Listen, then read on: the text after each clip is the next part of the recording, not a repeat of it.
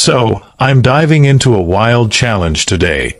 My daughter wants to marry an African man, but I'm here to find out if I can change her mind before the big day. When our daughter first told us she was in love, it felt like a dream come true. As parents, there's nothing more fulfilling than seeing your child happy and thriving.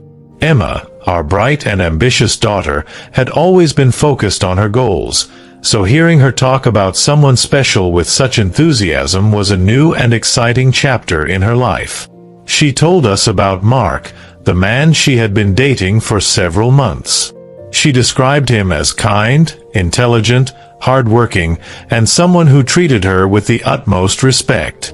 "Mom, Dad," she said with a shy smile, "I think he's the one." Our first reaction was joy. What parent wouldn't want their child to find love? But then, she added one more detail. Mark was African. It shouldn't have mattered. But, if we're honest, it did. We weren't openly racist, or at least we didn't think so. We had friends and acquaintances from various cultural backgrounds. But when it came to our daughter's future husband, the thought of someone so different, someone who didn't share our traditions or upbringing, made us uneasy.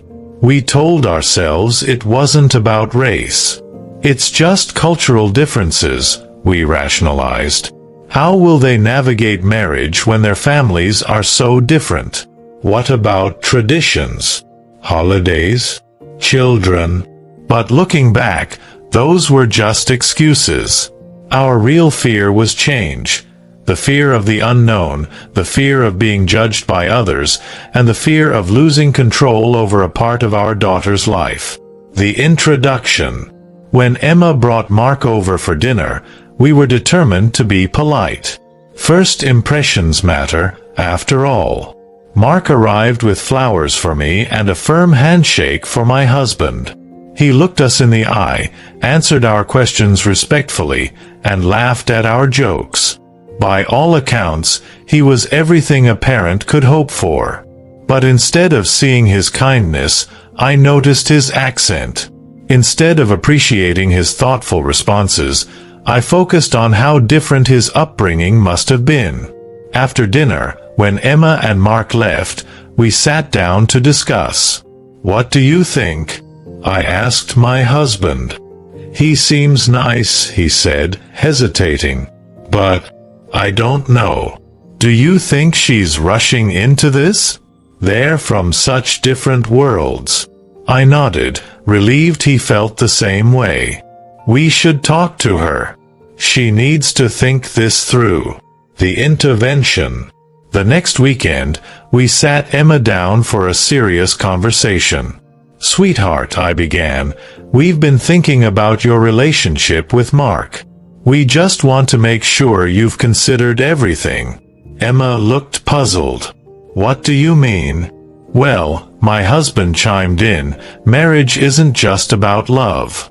It's about compatibility, shared values, traditions, and family expectations. Have you thought about how different your lives are?" Her face fell. "You don't even know him. Mark and I have talked about everything. Our goals, our values, even how we'd raise our kids. We're more aligned than most couples I know." "But what about his family?" I pressed. "What if they don't accept you?" She shook her head. "His family loves me. They've been nothing but kind and welcoming. Why can't you see that?" We couldn't answer her directly because the truth was uncomfortable.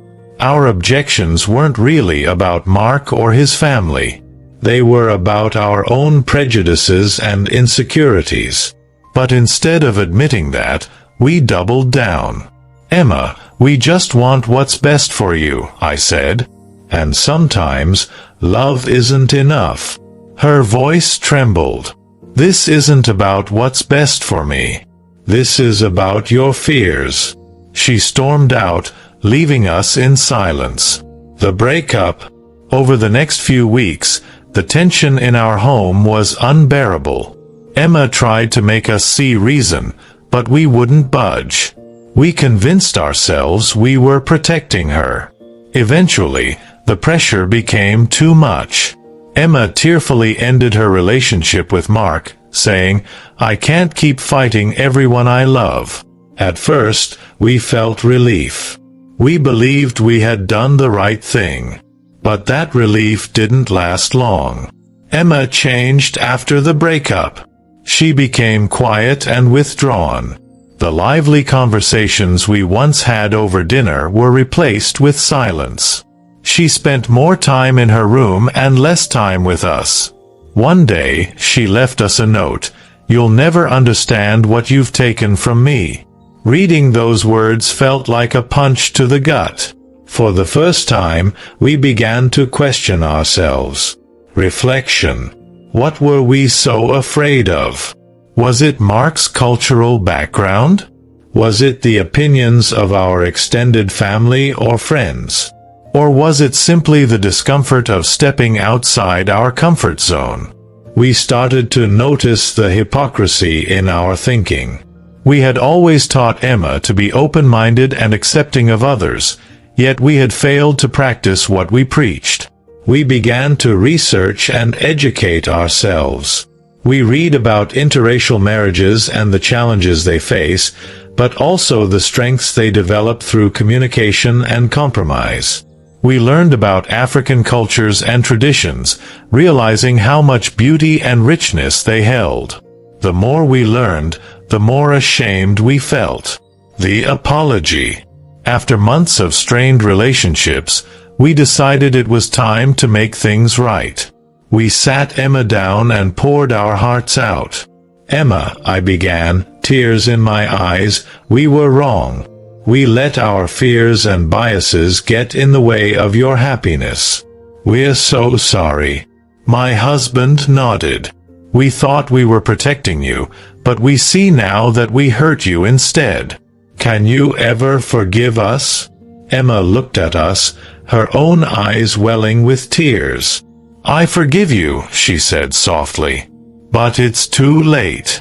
Mark has moved on, and so have I." Hearing those words was devastating, but we knew we had to accept the consequences of our actions. The lesson.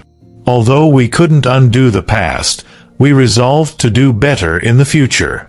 We began to have honest conversations as a family about prejudice, privilege, and the importance of love and understanding. We shared our story with close friends, hoping it would encourage others to reflect on their own biases. Some supported us, while others criticized us, saying, "You were just doing what any parent would do." But we knew that wasn't true. Love doesn't come in one shape, color, or culture.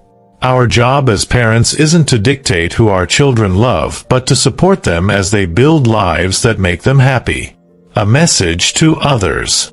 We hope our story serves as a reminder that prejudice, no matter how subtle, can have devastating consequences. It robs us of the chance to build meaningful connections and causes unnecessary pain. If you're a parent facing a similar situation, take a step back. Ask yourself what truly matters. Is it the opinions of others? Or is it your child's happiness?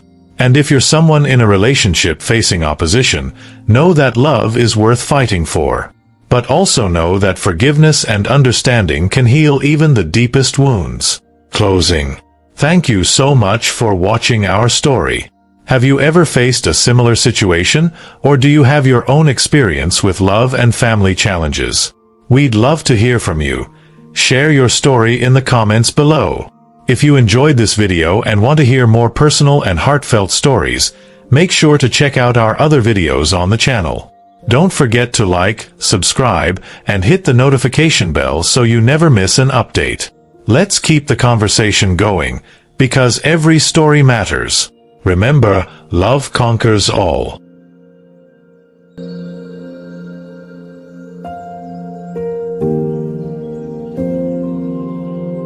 Matthew 5 verses 3 to 4, Blessed are the poor in spirit, for theirs is the kingdom of heaven. Blessed are those who mourn, for they shall be comforted. John 17 verses 20 to 21, I do not pray for these alone, but also for those who will believe in me through their word, that they all may be one, as you, Father, are in me, and I in you.